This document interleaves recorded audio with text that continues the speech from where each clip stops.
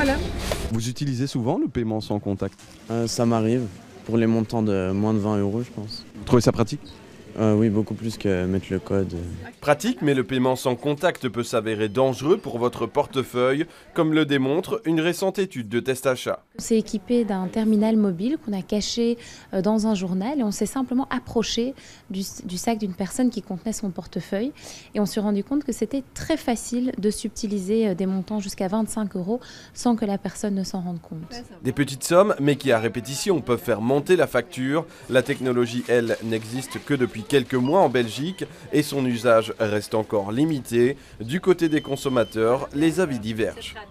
C'est une facilité, mais d'un côté, je trouve que c'est un peu dangereux, quoi, sans code. Donc ça veut dire que n'importe qui peut prendre la carte de n'importe qui et sans code peut acheter pour un montant, le maximum 25 €. Je trouve ça un peu cher, quoi. Si le mode de paiement n'est pas sécurisé, je serais un peu réfractaire à l'utiliser. Vous préférez le côté avoir un code, ça vous rassure?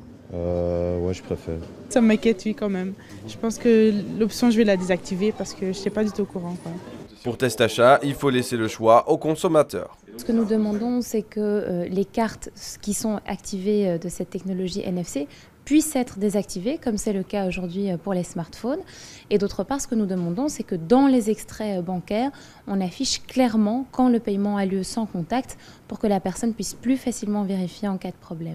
Et pour se protéger des vols, une solution simple, c'est pochette. Une fois votre carte placée à l'intérieur, il sera impossible de payer sans que vous ne le sachiez. Non, malheureusement avec le boîtier ça fonctionne pas. Désolé.